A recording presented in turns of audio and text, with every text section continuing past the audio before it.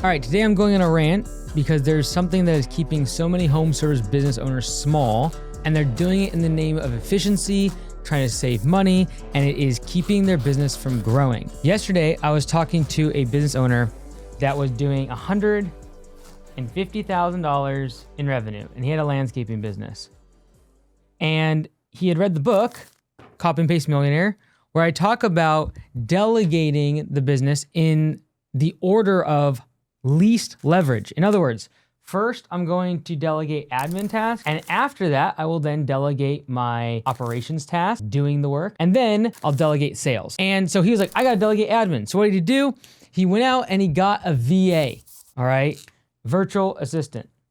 And I think he was paying him something like $1,200 or $1,500 a month. Okay. And then I asked, how much in revenue did you do last year? He's like, about 150,000. How much did you do the year before that? About 150,000. And so he's hitting up against this wall of 150K. And I asked, what do you do on a daily basis? And he was basically just doing sales, not in the field at all.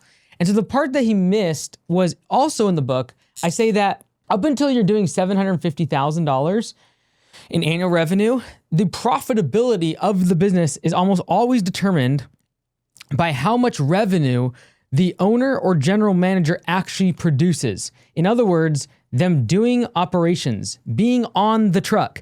Everyone's trying to rush to get off the truck and just focus on sales.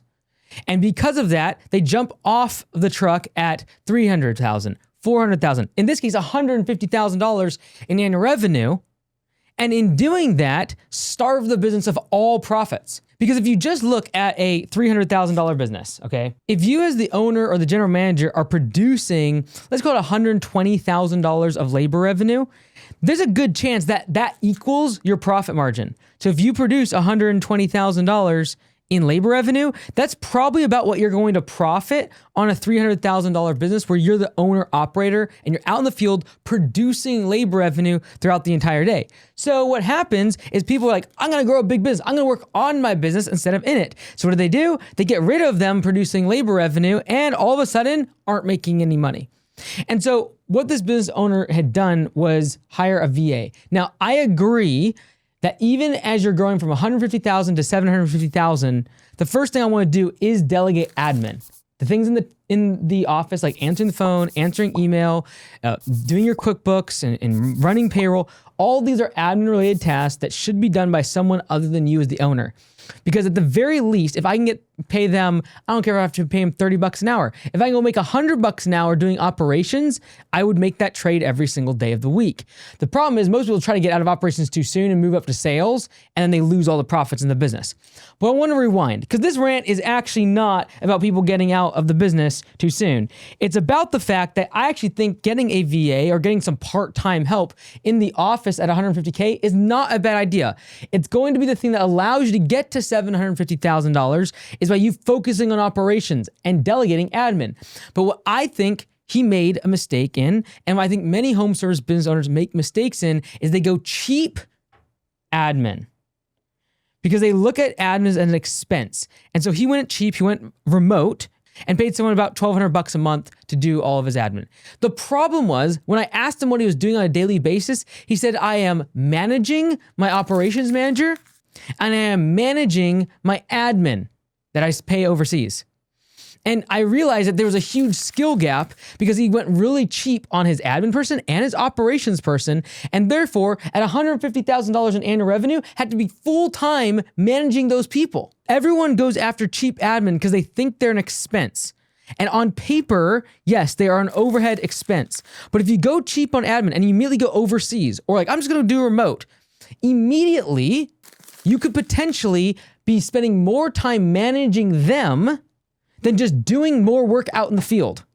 And the same thing is true as you begin to grow up the business and you even have $1 million business. If you have a really lousy operations manager, you're like, I'm working on sales full time. But then you spend most of your time just managing your operations manager. So when you delegate these things, I want them to be I'm just delegating admin 100%, and I'm just focusing on operations. And then as I get past $1 million and I start moving towards 1.5 and I'm doing just sales, I'm making sure my operations manager has everything taken off my plate. And the problem is, if you get a cheap admin person, you end up spending way more of your time just managing them. For example, the individual I was talking to had to teach them English, had to teach them all about the industry and about lawn care and about landscaping, about all the different types of materials they use, because they didn't even understand the language. No diss against them. It's not their fault. It's his fault for thinking that admin is an expense and I'm gonna go cheap on it. In my opinion, saving $2,000 or $3,000 a month for this owner on his admin bill was costing him 3 years stuck at $150,000, because most of his day was just managing the admin person versus having someone who's more capable, paying them more, and then allowing him to go focus on operations and probably produce $120,000 of labor revenue himself. That alone would almost double the business. For everyone out there that looks at admin as an expense, you are looking at it wrong.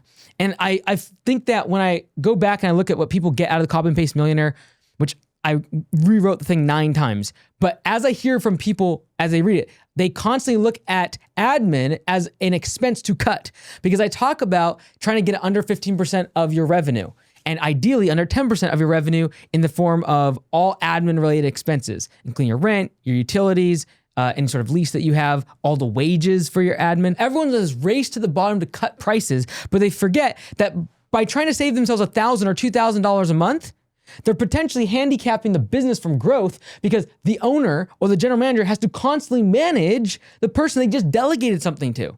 So they delegated phones, but then you're listening to voicemails. They delegated email, but you still have email on your cell phone.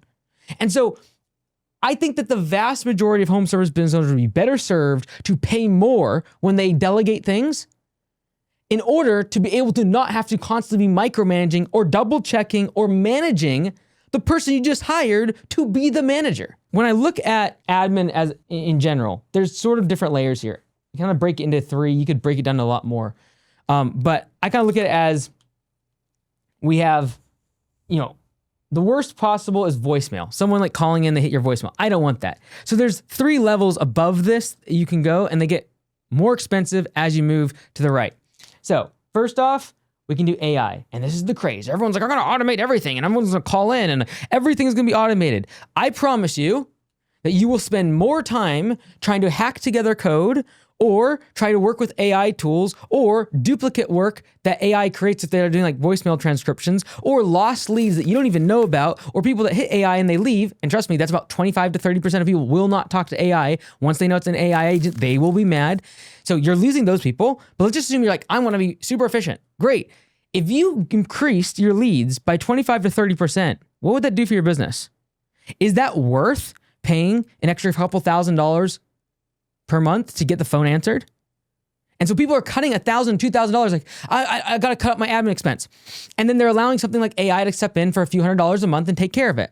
And they're forgetting that they're spending $5,000. This is a true thing that happened 2 weeks ago. $5,000 a month on Google ads and Facebook ads, but then they're allowing AI to answer every single phone call, and they're trying to figure out how to increase their ad spend and spend more money on ads. I'm like, if you just paid a couple $1,000s for someone to answer this phone whenever it rang, instead of AI, you would increase your number of leads by 30%. Okay, so just real quick, I think this is a big weakness of many entrepreneurs, including myself, and that is we constantly focus on marketing, advertising, promotion, driving more clicks to our website, getting more awareness, more attention, and we don't think about the fact that that doesn't actually pay the bills. What we need is paying customers. And to get paying customers, we need them to convert once they get to our website.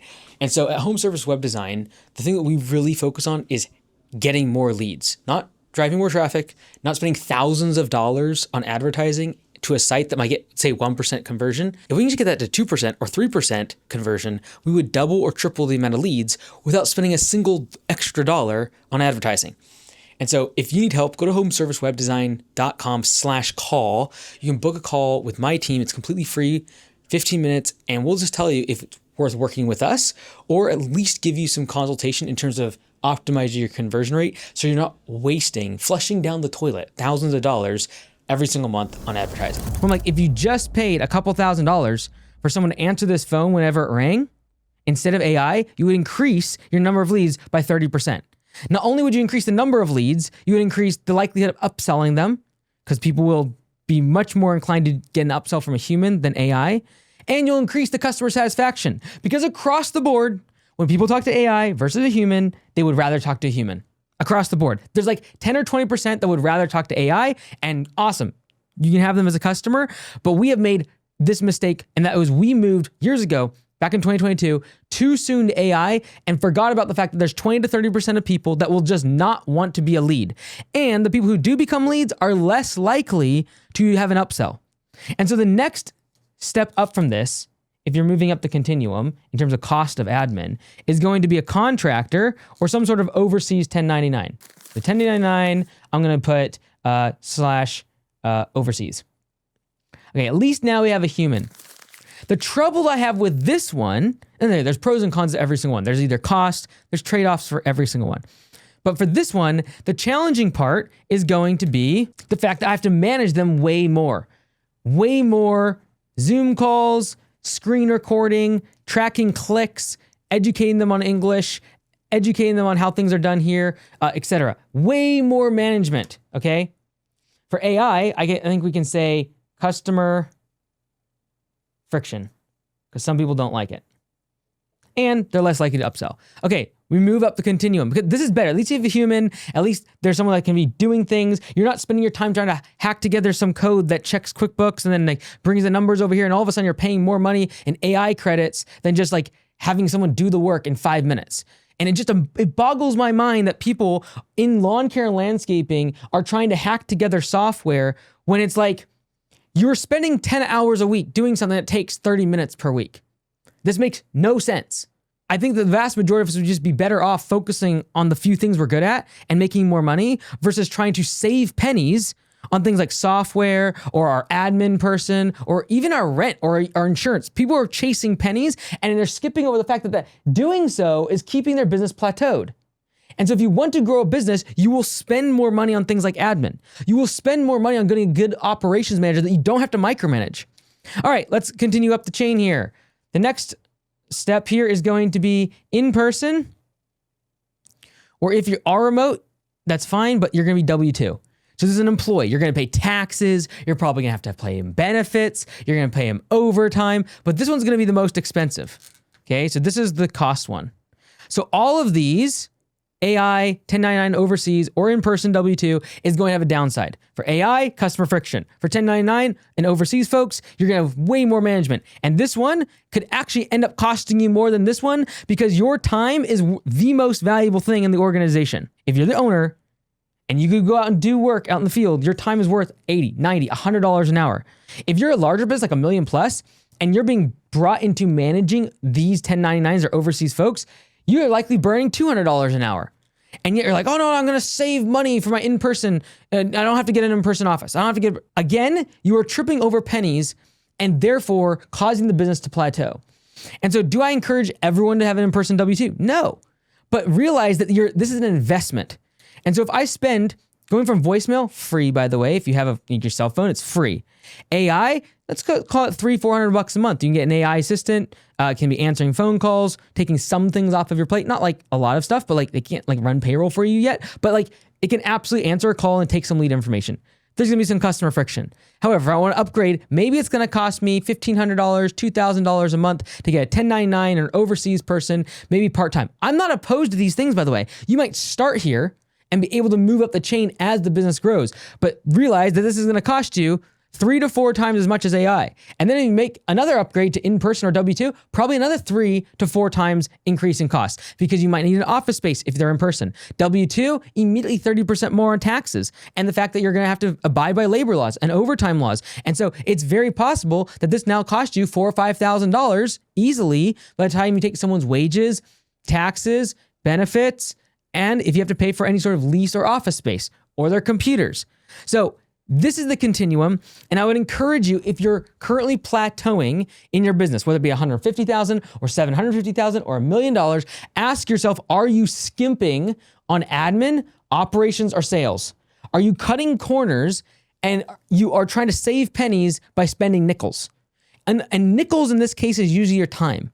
You're spending time managing people. You're spending time going after customers that are unsatisfied with the AI, or they canceled or they dropped off, or they got mad or whatever. You're spending all your time doing this. You're going after and trying to train people on English instead of just doing more work yourself. And you're like, I don't want to pay someone $1.50 or $2 per minute to answer my phone. That's crazy. And yet you're going to go spend hours every single week double checking the email that you paid someone else to do.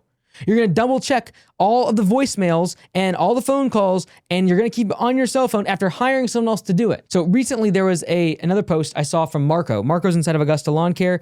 He's been a part of Augusta Nation for about a year, and he took a screenshot of his command center bill. It was $1,600 for the month. It was during an off-season month. I think they did probably $30,000 to $40,000 a month in revenue, and his location this year will probably do almost $1 million in revenue, probably $800,000 in annual revenue.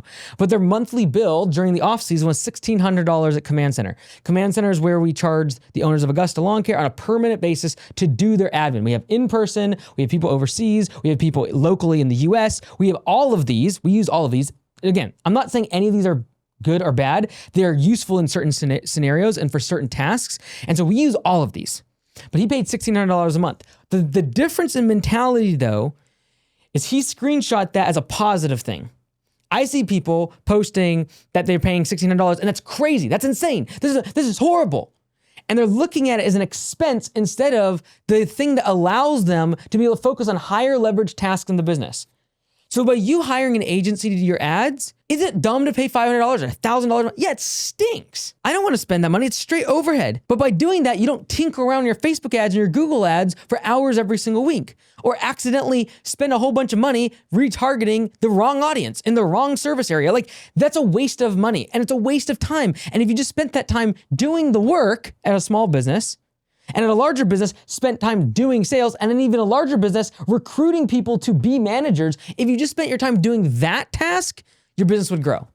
And so if you're plateauing, assess whether or not you're tripping over pennies, trying to find the little tiny things in your business to save money on, and therefore spending all of your time doing all these other tasks besides the highest leverage task, which is sales, finding people, training team members inside of your operation. And this is the reason I thought of this, kind of gone a rant into it, was I saw a owner post on the Homeworks Facebook group, and no shade to them at all. They were wondering, like, hey, is it really worth spending $85 per month on Ring Central? Okay, so let's wipe this all out. $85 per month on Ring Central. He's like, I got an admin person, and I just don't know if it's worth $85 when I can just get another phone line for $10 a month.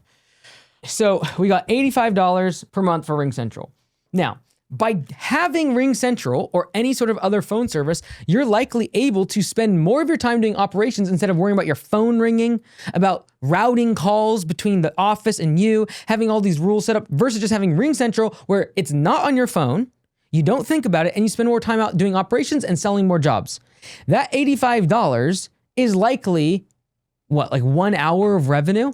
If you spent 1 hour in the entire month out in the field doing work instead of managing the phone, doing routing stuff, trying to forward calls between you and the office and your cell phones, and all that craziness, you would make sense of the $85.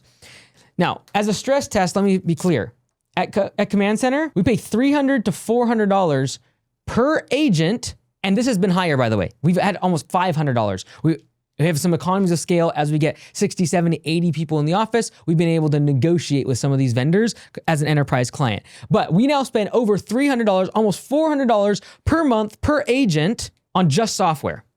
So that is like the phone service, the email, security, password security, AI transcription, the screen recording of their, like on their screen, we record the screens. Like, these are all things that it's very easy to be like, $300 or $400 a month. That's insane. But you know what's crazy is the person that this individual was talking about paying in the office was going to be about $1,500. They're part-time, $1,500 to $2,000 per month in the office. He's over here wondering, should I spend an extra 5% to make them more efficient? I'm over here spending $300 to $400 per month because I realize that software, if it can make my agents 50, 60, 70% more efficient, because I have every single phone call being transcribed by AI. It's giving them coaching after every single call. It's sending reports to their managers. It's automatically screen recording everything they're doing to make sure that every single second is efficient.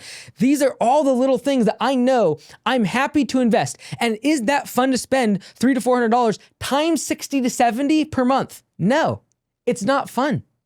I look at that sometimes and I'm like, that's all of my profit. Also, if I didn't have those things, I would likely have to hire twice as many people and I would have a huge negative profit. And so many times the things that you are trying to skimp and save on is the exact thing that if you just made these an investment, it would allow your team to be not just 5%, 10%, 20% more efficient. It would allow them to be 50%, a double, a triple. That's why, like in pay for performance, P for P, and we do the software, it's like $100 a month or $200 a month. If you can make your team that you are spending $30,000 a month in payroll, if you can make them 30% more efficient, which by the way is the average for P for P, pay for performance, that'd be a $10,000 of saved wages. If you can make them 30% more efficient. And people are tripping over $100 or $200 per month in software costs.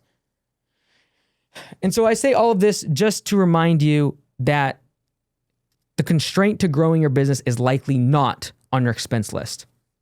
It is likely on your calendar.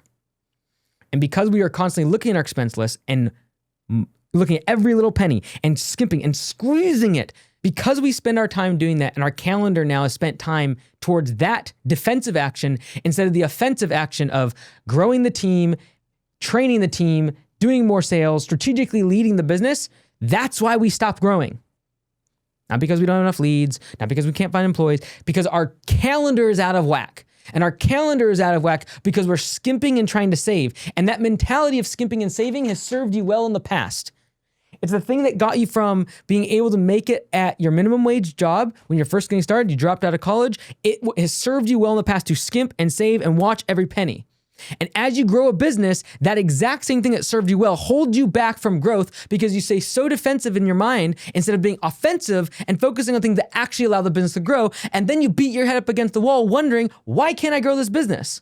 And so the things that have served you well in the past and that you look back in the past and say, I did well, I saved $10,000. I put aside my first $5,000. I was able to drop out of school. I was able to quit my 9-to-5.